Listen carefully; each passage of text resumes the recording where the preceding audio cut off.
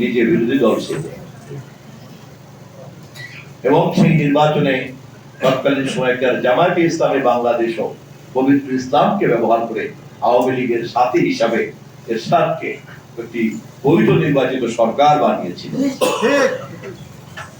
একমাত্র দেশনেত্রী বেগম খালেদা জিয়া জনগণের চাহিদা অনুযায়ী স্বৈরাচার এরশাদের অধীনে কোন নির্বাচনকে প্রহসন হিসেবে চিহ্নিত করে নির্বাচনকে বিরোধিতা করেছিল। তার এই নির্দিষ্ট ভূমিকার কারণে ওই নির্বাচিত পার্লামেন্ট ভণ্ডুল হতে বাধ্য হয়েছিল এবং শেষ পর্যন্ত বেগম খালেদা জিয়ার নেতৃত্বে সবাই মিলে সর্বদলীয় ঐক্য এবং সর্বদলীয় ছাত্র ঐক্য গঠন করতে আমরা সবাই রাজি হয়েছিলাম। এভাবেই ৮০ দশকের সেই ছাত্র আন্দোলন, ৯০-এর দশকের সেই ছাত্র আন্দোলন স্বৈরাচারী এরশাদকে পতন ঘটিয়ে দেশে একটি দলনিরপেক্ষ সরকারের অধীনে অবাধ নির্বাচন আদায় করেছিল ৯১-এর ২৮শে ফেব্রুয়ারি।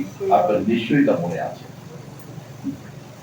অতএব ওই সংগ্রাম, ওই আন্দোলন এবং আপনাদের মতো নেতা কর্মীদের প্রধান কৃতিত্ব হলো আমরা দেশে দল নিরপেক্ষ তত্ত্বাবধায়ক সরকার ব্যবস্থার প্রবর্তন করতে পেরেছিলাম। ওই আন্দোলনের মধ্য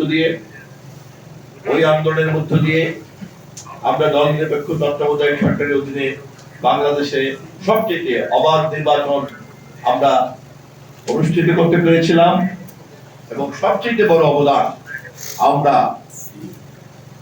শহীদ জিয়ার গৃহিণী বিধবা স্ত্রীকে আমরা জননেত্রী, দেশনেত্রী বেগম খালেদা জিয়ায় রূপান্তরিত করে জনগণের নির্বাচিত প্রধানমন্ত্রী হিসাবে জাতির সামনে উপহার দিতে পেরেছি।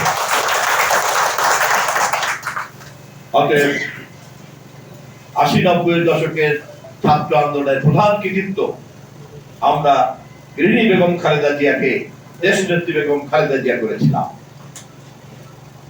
সেই আন্দোলনের মধ্য দিয়ে একজন বিনয়ী নম্র গৃহবধূ আমাদের চোখের সামনেই আপসহীন নেতৃত্বে রূপান্তরিত হলেন এবং জনগণের ভোটে নির্বাচিত হয়ে দেশের প্রধান নেতৃত্বে পরিণত হলেন। দেশের প্রথম প্রধানমন্ত্রী এই দেশে নির্বাচনের মধ্য দিয়ে এইভাবে জনগণের কাছে গ্রহণযোগ্য নেতৃত্বের নেতা রূপান্তরিত হওয়ার ইতিহাস একমাত্র ১৯৭০-এ শেখ মুজিব পেয়েছেন, ১৯৯১-তে দেশনেত্রী বেগম খালেদা জিয়া পেয়েছেন এবং এখন ২০২৬-এ এসে আমাদের নেতা তারেক রহমান পেয়েছেন। ইতিহাসে এভাবে জনগণের একটা স্বতঃস্ফূর্ত ম্যান্ডেট নিয়ে নেতা নির্বাচিত হওয়া। অতএব স্বাধীন বাংলাদেশে দুইবার গণঅভ্যুত্থান প্রধান নেতা নেত্রী নির্বাচিত, একবার করেছে ৮০-৯০ দশকে আমরা বেগম খালেদা জিয়াকে, আর একবার করেছে ২০২৪-এর জুলাই, ২৬-এ নির্বাচিত তারেক রহমানকে। অতএব ৮০-৯০-এর দশকের আন্দোলন এবং ২৪-এর জুলাই আন্দোলন একই মুদ্রা, রিপিট আর রিপিট।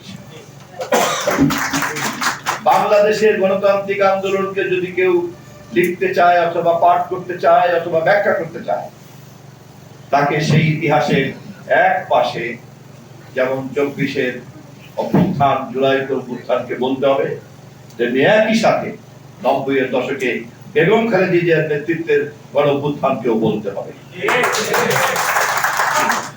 এই কথা যারা বলতে চায় না, তারা ইতিহাসের অর্ধ সত্য কথা বলে, পূর্ণাঙ্গ সত্যের কথা বলে না। কোন মুদ্রা বাজারে চলবে না, চামতারা মার্কা থাকলেই হবে না, এপাশে আবার শাপলা মার্কাও থাকতে হবে। যে মুদ্রার এপাশে ওপাশে দুই পাশে মার্কা থাকে না, সেই মুদ্রা ব্যবহার করতে গেলে পরে কিন্তু দোকানদার গ্রেফতার করে ফেলবে। অতএব ইতিহাসের যে সমস্ত বয়ানকারীরা জুলাইয়ের মধ্যে আটকে আছেন, ৯০-কে নাকচ করতে চান, এরশাদী আন্দোলনকে ছোট করতে চান, দেশনেত্রী বেগম খালেদা জিয়াকে তারা নাকচ করতে চান, আমরা ইতিহাসের বিকৃতি হতে দেব না।